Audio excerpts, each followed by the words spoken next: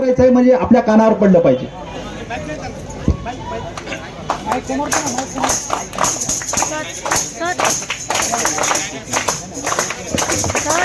झेंडा घ्यायला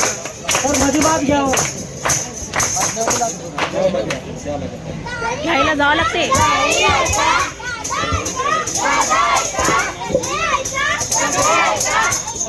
झेंडा घ्यायला जावं लागते. झेंडा घ्यायला जावं लागते.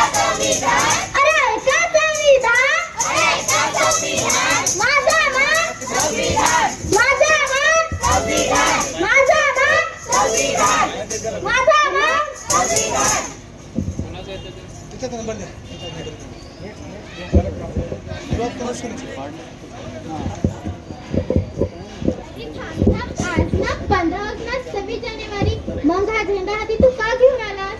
अगं हो, मला माहितीये. आज ना 15 ऑगस्ट आहे ना 26 जानेवारी. आज भारतीय संविधानाचा वाढदिवस आहे. भारतीय संविधानाचा वाढदिवस? अरे मला तर माझा वाढदिवस माहितीये, माझ्या मैत्रिणीचा वाढदिवस माहितीये, माझ्या मम्मी पप्पाचा वाढदिवस माहितीये. भारतीय संविधानाचा वाढदिवस काय? हेच तर आपल्या दुर्दैव. आपल्याला भारतीय संविधानाचा वाढदिवस माहित नाही. मी विचारतो सर्वांना, भारतीय संविधानाचा वाढदिवस कोणाकोणाला माहिती? तुम्हाला माहिती आहे का? तुम्हाला माहिती आहे का? तुम्हाला माहिती आहे का? तुम्हाला माहिती आहे का?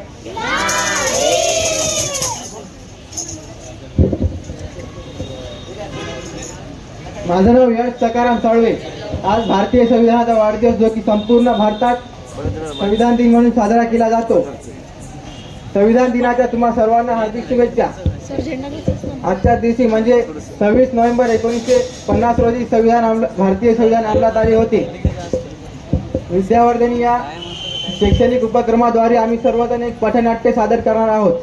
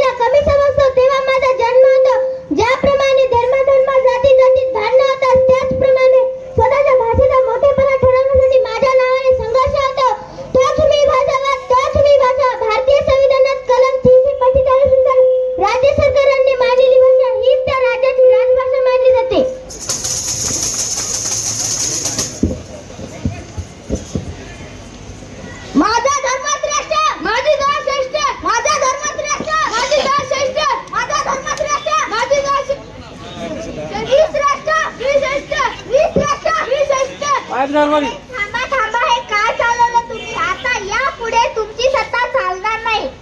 तू कोण आहेस बाई? तू कोण आहेस बाई? असं काय करतीस घाई घाई? मी आहे लोकशाही, मी आहे लोकशाही.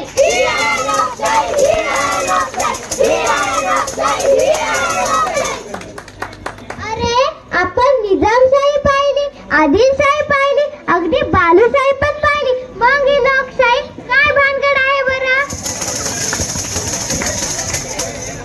अरे तुम्हाला खरंच माहिती नाही का मी कोण आहे ते? ज्यावेळी सामान्य जनता गुलामगिरीतून पीडित होती, काही मूठभर लोक आपली सत्ता पैशाच्या जोरावर जनतेला गुलाम बनून त्यांचे शोषण करत होते, त्यावेळी त्यांच्या न्यायासाठी माझा जन्म झाला. तीच मी लोकशाही, तीच मी लोकशाही.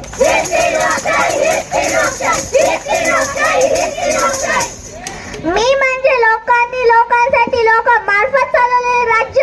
स्वातंत्र्य, समता आणि बंधुता हीच आहेत माझी अपत्य. मी आहे स्वातंत्र्य, मी आहे स्वातंत्र्य. प्रत्येकाला आपले स्वातंत्र्य महत्वाचे असते. या स्वातंत्र्याचे म्हणजे माझे महत्व कळल्यामुळे अनेक स्वातंत्र्यवीरांनी आपल्या प्राणांची आहुती दिली आणि आजही जर माझ्यावर गदा आली तर ही लोकशाही पेटून उठते. माझं नाव नाही, मी आहे समता, मी आहे समता. माणसाने माणसाशी जन्म, जात, वर्ण, असा कुठलाच भेदभाव न करता सालोख्याने राहणे म्हणजे समता. भारतीय राज्यघटनेत कलम 14 ते 18 मध्ये सर्वांना समानतेचा हक्क दिला आहे, ज्याद्वारे सर्व व्यक्ती समान आहेत. ना कुणी कमी ना कुणी जास्त असा कुठलाच भेदभाव न करता सर्वांना समानतेचा अधिकार भारतीय राज्यघटनेने दिला आहे.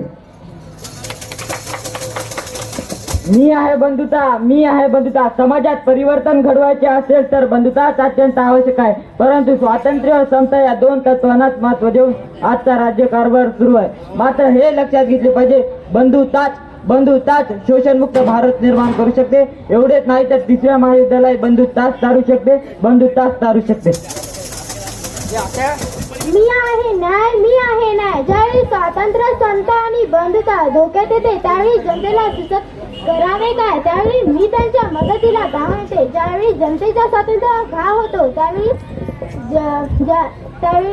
संविधानाचे कलम 32 मी देते सर्वांना न्याय, मी देते सर्वांना न्याय. मी आहे धर्मनिरपेक्षता, मी आहे धर्मनिरपेक्षता. धर्मवाद, भाषावाद, जातीयवादानो आता तुमचा निभाव चालणार नाही, कारण भारतीय संविधानाने स्वीकारले आहे धर्मनिरपेक्षतेचे तत्व.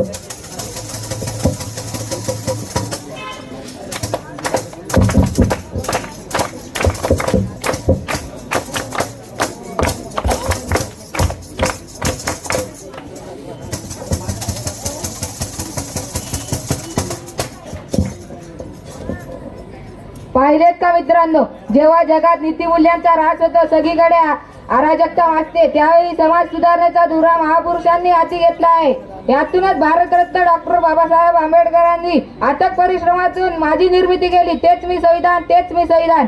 माझ्या माध्यमातून बाबासाहेबांनी समता, बंधुता, न्याय ही तत्वे देशाला दिली व धर्मवाद, जातीवाद होऊ नये व देशात शांतता राहावी यासाठी विविध कलमे तयार केली व मानवाला त्यांचे मूलभूत अधिकार सांगितले, जेणेकरून देश सुरक्षित राहील. परंतु आज खरंच देश सुरक्षित आहे का?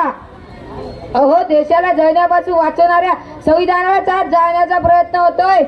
त्यामुळे जर देश वाचवायचा असेल तर भारतीय संविधान वाचलेच पाहिजे, नव्हे तर आपण वाचवलेच पाहिजे.